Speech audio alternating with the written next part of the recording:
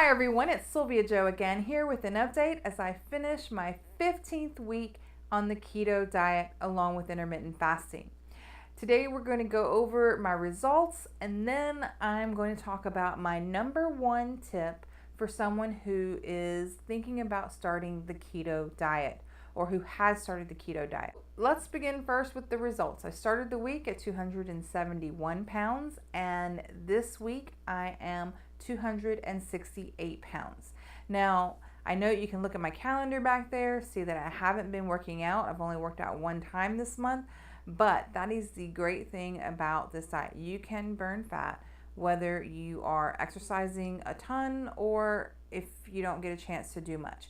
Now, I do go for walks now and then, but what I count as exercising is heading to the gym or doing some kind of high intensity exercise, which this week I'm going to get back at it because even though I can lose weight without doing it, the exercise is good for the heart, is good for recompositioning the body, and I need to get back to it because I have a lot of goals that I need to accomplish as far as mud runs and things like that.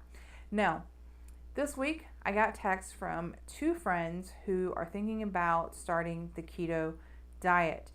As I was talking with them about things that they might experience, I realized that the number one tip that everyone should know when they're starting the keto diet is electrolytes. You have to stay on top of your electrolytes.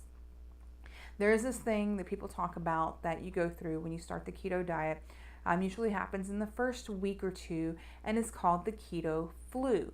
And it's when you drastically cut your carbs, as you do with the keto diet, you experience dizziness, headache, confusion, fatigue, muscle cramps, irritability, and sometimes nausea. And they call this thing the keto flu because it's flu-like symptoms. But there's two things happening here that causes the keto flu. Number one, withdrawals. There's a lot of sugar in almost everything that we eat, and sugar is very much like a drug. And we go through withdrawals from the sugar like you would with drugs when you cut it off. So stay the course, and that will go away as you wean yourself off the sugar. The next thing that's happening when you start the keto diet is something called homeostasis, where your body starts dumping fluid to regulate your body functions. So when you cut carbs, your body produces less insulin and your body's not making glycogen. If you're not having that much carbs, glycogen, your body runs on either fat or glycogen, okay? And glycogen comes from carbs, sugar, all that kind of stuff.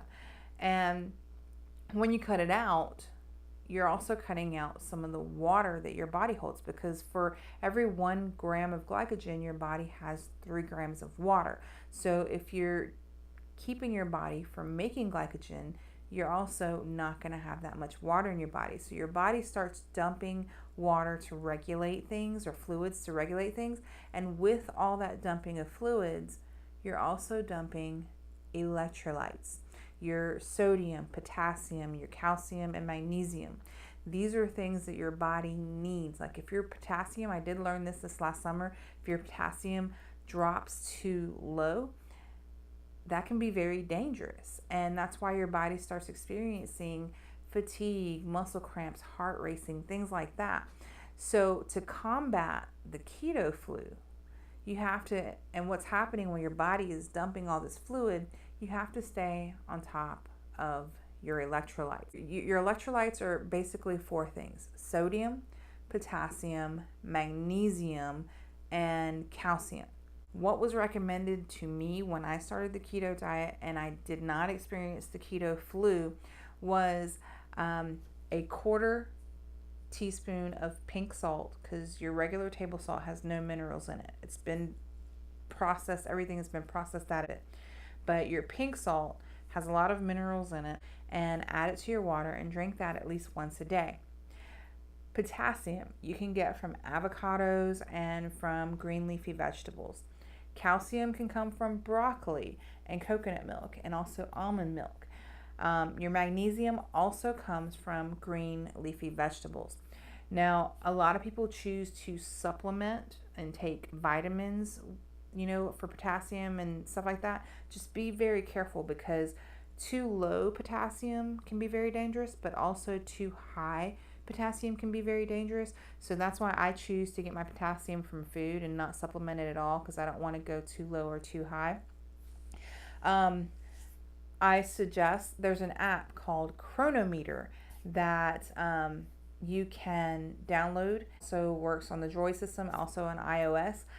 But if you get this app, you can put in your food and it will show you what vitamins and what minerals you're getting, so you can see if you're getting enough potassium or magnesium and sodium and things like that. But that's my number one advice, is to stay on top of the electrolytes. And if you work out, one of the things that I learned to figure out whether you need potassium or magnesium is usually if you're cramping while you're exercising, you need potassium. If you're cramping in your muscles any other time, or like when you're sleeping, it's magnesium that you need. And so just kind of put in different foods and vegetables in that Chronometer app and see which one, what foods give you which vitamins and electrolytes and things like that.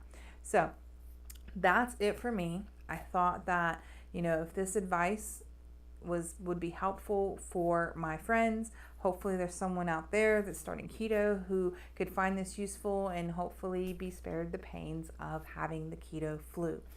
But that's it for this week, and I will see you next week with my results. I hope you have a great and productive week.